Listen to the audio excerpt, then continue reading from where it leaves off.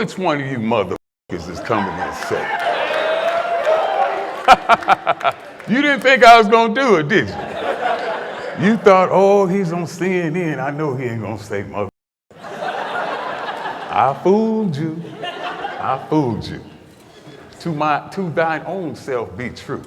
So to myself, I had to be true.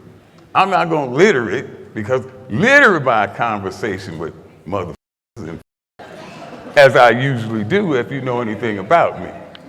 I'm gonna limit them. I'm gonna limit them maybe 12, 13 motherfuckers through the whole thing. Because I would like, possibly, to get a few seconds on CNN. But if I don't make it, f*** it. I wondered to myself, when I got this invitation, why would they invite me? Clever young entrepreneurs and inventors. I'm neither one of those things. I'm not clever. I'm not an inventor, not an entrepreneur.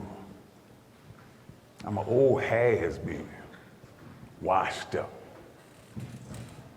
6-time champion of the whole world. So I know a little bit about what I talk about. And I'm not, I'm sorry, I was supposed to ask, is there any children in the audience? If there's any children in the audience, I forgot all about it. I made some notes and didn't even look. If there's any children in the audience, please cover their ears. Oh my, I'm sorry. I'm so sorry. Cover their ears, please. I'm so sorry. I apologize for that. My videos are not for children. If you ever seen one of my videos, then I didn't have to tell you that. 18 and over, please. Although I receive letters from all over the world, from 12-year-olds, I don't know how 12-year-olds even get to watch my videos. They say, oh, Mr. Fletcher, you really inspired me. I said, wow, your mama let you listen to me? I can't believe it. So when I was invited here today, and they said clever, I said to myself, I don't think my approach in the industry that I am in, the fitness industry, would be considered clever. Because in this day and age, in this time, it's a push or a trend toward easier is better. The easier way, the easier approach.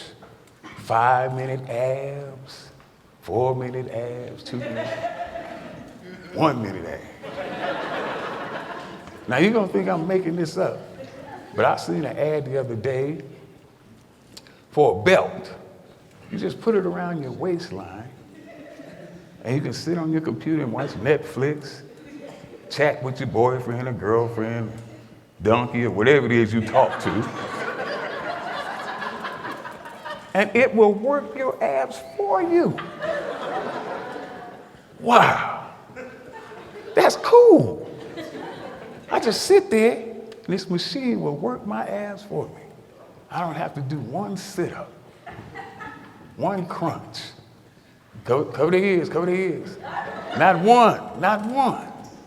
And here I come along, old crusty old man, 55 years old, and I look you in the eyeballs, point my finger in your face, and I say, fuck that. Get your punk ass up off the couch and get down to that goddamn gym and work for what you want. So I don't know if that would be considered clever or not. What do you think? I see there's an iron addict in the audience. Somebody who knows what I'm talking about. I'm coming from a position of being the best at what I chose to do, my chosen field. I was the best at that. And the way I approached being the best at that, my message travels throughout whatever industry, whatever chosen field that you choose, in whatever endeavor you choose to take upon yourself. If you want to be the best at that, if you want to reach the pinnacle of that, you must be. There's no way around it. You have to be obsessed with obtaining that. Greatness in any field, greatness cannot be achieved without obsession. Yeah, I said that. I said it. I said it, and I mean that. I stand on that. If you want to be the best, you must be obsessed with it. He had a slide up a moment ago, Orville and Wilbur Wright. You think they wasn't obsessed with flying? You're fooling yourself. They were obsessed with that. J.P. Morgan, CEOs, even talk show hosts, even anchormen. If you want to be the best anchorman, you must be. You have no choice. There's no other way around it. There's no easy way to do it. You have to be obsessed with that shit. Can't get away from it. Obsession. So I know a little bit about getting to the top. I also know a little bit about falling from the top. In 2005, I had open heart surgery. During the course of that surgery, I passed away, flatlined, died, whatever you want to call it, 3 times.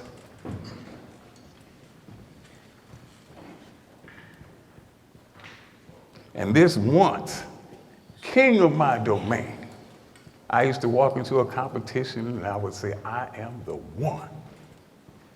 Which one of you guys is coming in second? Because all of you know C.T. Fletcher is here. So the competition, for all intents and purposes, for you is over. Because first place, that's mine. That's a guarantee, that's a lock. So you can discuss amongst yourselves, come to a decision, which one of y'all coming in second and third. That's okay with me. But this top podium, that belongs to me. Why? Because not one of you can outwill me. You may have been born with more genetic prowess than I have, but you cannot out-determine me. You can't outwill me. You can't out-want me. You can't outwork me. You can't out-desire me. I'm the king of that. And that's why this top spot, this number 1, that's mine. You guys go ahead and fight over second and third. But I know, coming from that type of attitude, I really felt like I was the strongest man on the earth. What you see here before you today is leftovers. I'm 55, every bone in my body ache.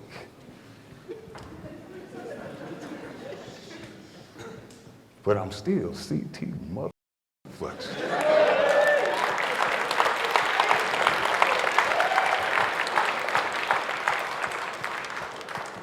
So when I had open heart surgery and I died, I used to ask myself, I used to wonder to myself, I used to ask the good Lord, I used to pray, why did this have to happen to me? I felt like I was a pretty good person. I tried to treat everybody right. I wasn't a prejudiced guy. I loved everybody. I didn't care what color you was. I loved you. So why? Why did the Lord pick me? Why did it have to be the fortunate one or unfortunate, however you want to look at it, to be stricken down and have to suffer like this? For a year and a half after my surgery, 18 months. 6 months I had to spend in a wheelchair. 6 more months, I had to sleep sitting down on the floor with my back up against the wall because if I laid down, I couldn't breathe. They had to cut my diaphragm during the surgery. Whole lot of complications. You know, I'd sit there, I'd ask the good Lord, why? Why did I have to go through this?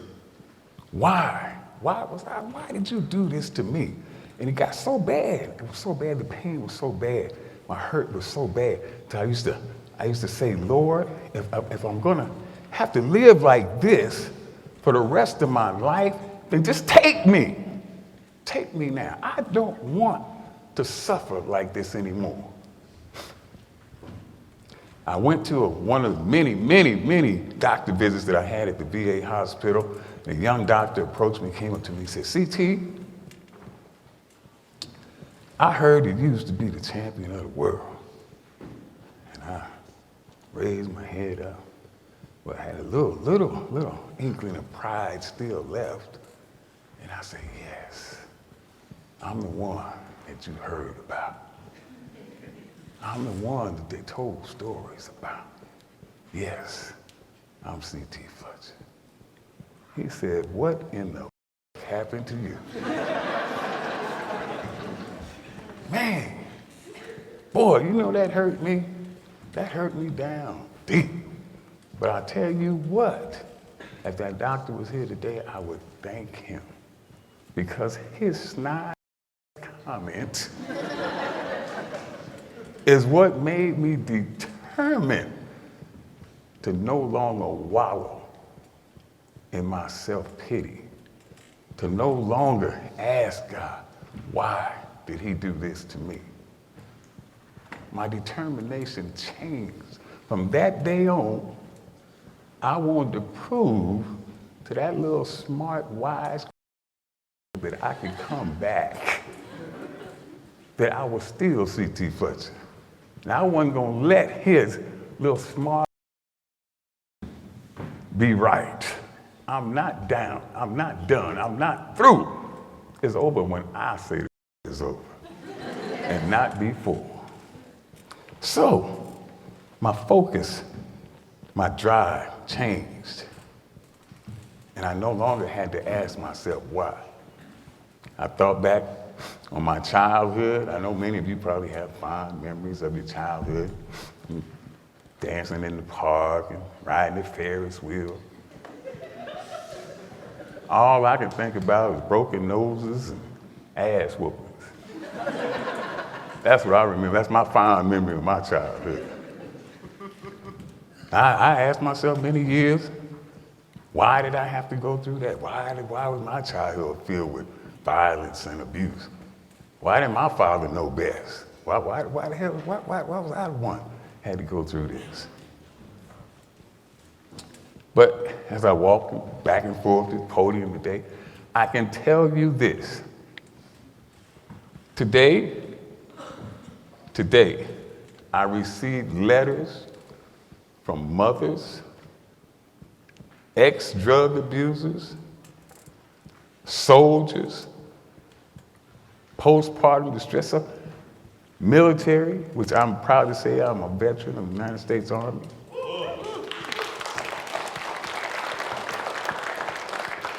Everything across the board, across the world, from the Ukraine, Istanbul, Turkey, Sri Lanka, everywhere.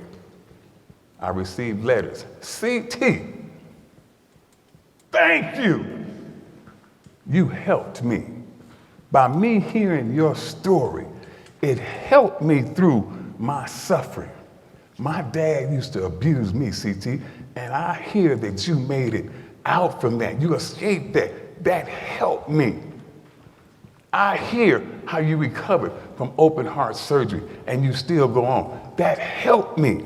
I'm a disabled veteran. I was wounded in the war, and hearing your story, it helped me. So I tell you today, I called, when I was preparing to be the world champion, when I wanted to be the champion, I called it my magnificent obsession. I was magnificently obsessed with being the best. I stand here today and I tell you, I have a new magnificent obsession. I'll tell you, first of all, that everything I went through, every beating I got, every nose that was broken, every bone that was broken, all the suffering I went through in my recovery to come back, all the times I couldn't breathe, I rushed to the emergency, it was all, every minute of it was worth it. It was all worth it. If I could help one person through something hard, through something tough that they're trying to go through, then it was what I went through was trivial. It was nothing.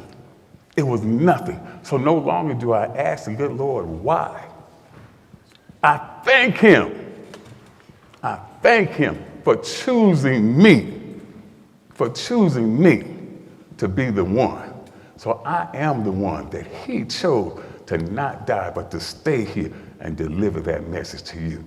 I thank him. I thank you.